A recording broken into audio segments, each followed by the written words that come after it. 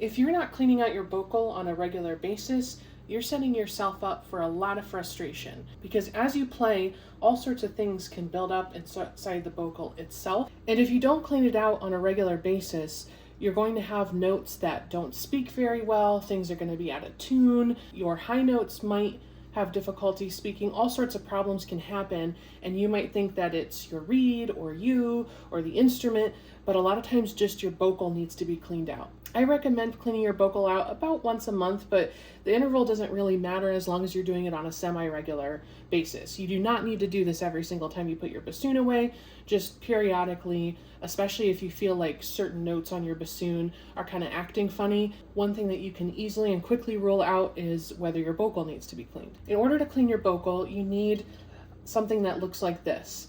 A Bocal brush. I will throw a link down in the video description. These are really inexpensive. You can use them forever. It's really good to have one on hand. So the first thing I like to do is just run some warm water through the Bocal. And then I'll put a little bit of dish soap on this Bocal brush. I will feed it through the Bocal. It's typically a little bit easier to feed it through this end, but honestly I use both ends just to try to get the best angle. My Bocal is not too bad, but if you've never done this before, you'll see all sorts of gunk and stuff on here. Once I usually get it out the other side, I like to pull it back through just to get the other angle, see if I pull anything else out. And I like to rinse that out. And I'll do this a couple times. It can be helpful to try to get the brush kind of around this nub because there is a hole right there and things can get, buildup can get up in there too. So just try to get in there. You can kind of get the outside with the brush, see if that helps with anything.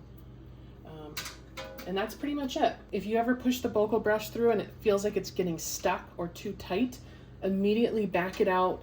Do not force it through the Bocal. If it doesn't easily go all the way through, just go in as far as it'll comfortably go, pull it out, and then push it through the other side.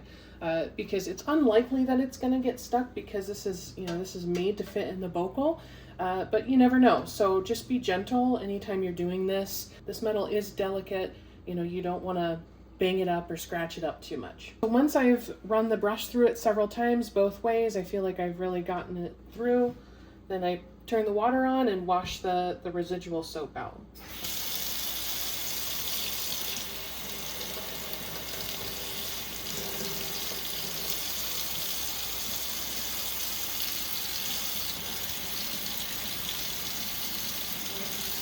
This is especially important if you are buying a used bassoon, or you have a rental bassoon, or you're sharing a bassoon with someone, because things can get pretty gross in here, and you just want to always have a clean Bocal, especially if you're sharing, if someone has previously played on this Bocal. If you found this video helpful, please like and subscribe, and let me know down in the comments if you notice a difference after you clean your Bocal.